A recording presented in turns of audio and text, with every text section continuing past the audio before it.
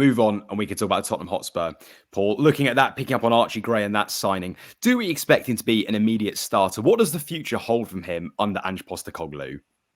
I think it's a great signing for Tottenham because you look at the quality that the lad's got at his age, but you look at where he played at the second half of last season. Spent the whole second half of last season at right back, and that was a problem area for Tottenham with Pedro Porro when he wasn't fit.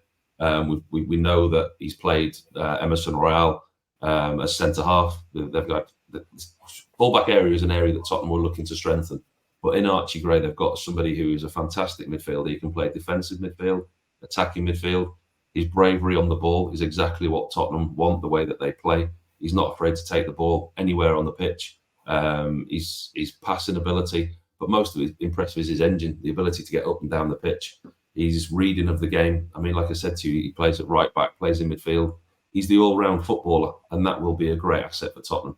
And listen, he's not one that's for the future. He's not one that's coming in and going to sit on the bench. He's not one that's coming in and going out on loan. He's coming in and he's going to be involved in that starting 11, the initial squad.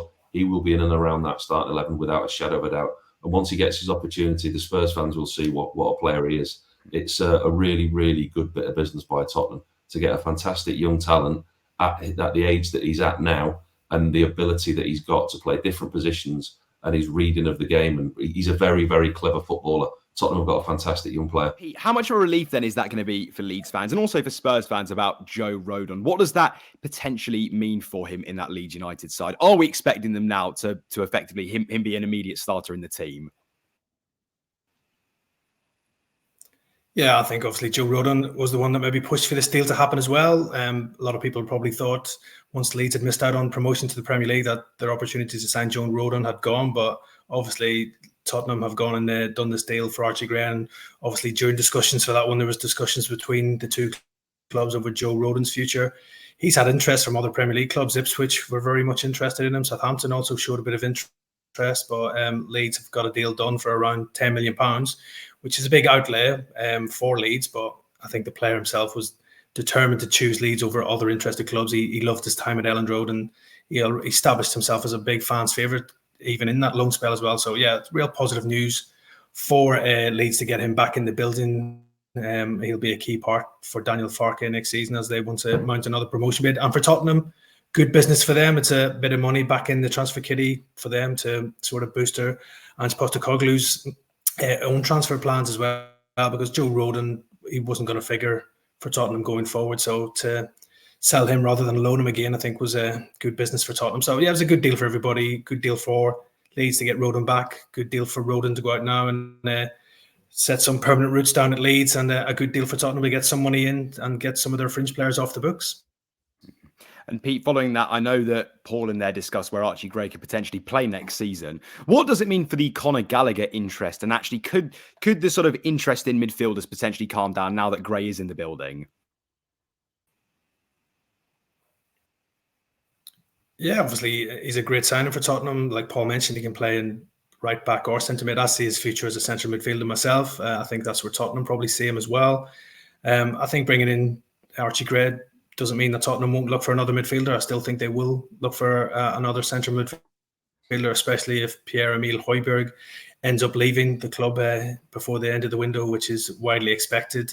Obviously, yeah, he's had a good tournament at the Euros with Denmark, and there's a bit of interest from Atletico Madrid and Borussia Dortmund in Højbjerg as well. So I think if he was to leave, Tottenham will definitely be in the market for another central midfielder. I don't think they'll stop at Archie Gray for that area of the team as well. It seems highly unlikely now that Conor Gallagher will leave. Chelsea have done other transfer business to help them comply with PSR with other players leaving as well. And Conor Gallagher has been pretty steadfast in that he wants to stay at Chelsea, even though contract talks have stalled and nothing's been agreed as yet. But yeah, I don't see Conor Gallagher deal happening anytime soon. As Paul's mentioned previously on the pod, he always had doubts that a move could happen due to the relationship between the two clubs. So yeah, I think elsewhere, Tottenham might have to look and scour the transfer market for another central midfielder, as I don't think Gallagher is probably not on the agenda anymore. And Pete, in terms of number nines, we've discussed that many times over the previous weeks. Are there any targets or names, please, that you can tell us about potentially that Ange is looking to bring in to sort of strengthen that forward line for Spurs next season?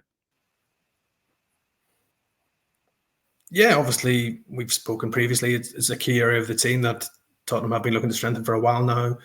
And they didn't replace Harry Kane with a direct number 9 last season. They had players who've slotted in. We had Son and we had Richarlison both playing in that role, probably with mixed fortunes. Son probably better than Richarlison, especially on the goal scoring stakes. Yeah, it all depends on the price. Santiago Jimenez or Feyenoord is a long-term target.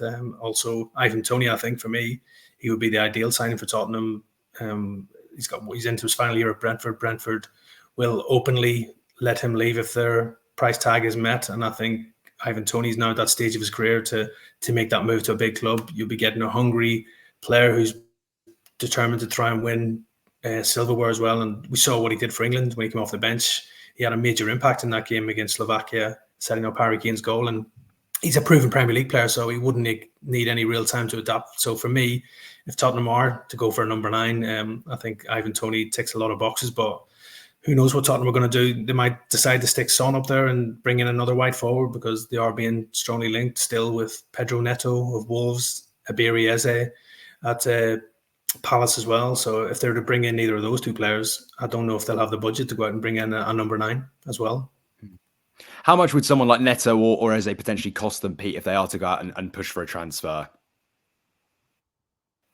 Yeah, those two players are going to be big money. You think I'm looking around probably 50 to 60 million for either player. Obviously, Eze has got a release clause in his contract at Palace, but Palace will be doing everything they probably can to keep hold of the England international now. They've lost Michael Olise, who's seemingly on his way to Bayern Munich, so they definitely won't want to lose two of their key players in the same transfer window, while Neto, again, a real top player for Wolves, but his injury record's probably been a concern for clubs that have shown an interest in him as well. But on his day, he is world class as well. So yeah, I think for those two players, you're looking at big money, and obviously the two clubs don't want to lose two of their star men as well. You've just watched a segment from Football Insider's brand new podcast, The Inside Track, with me, Lewis Pearce, alongside the guests on the show.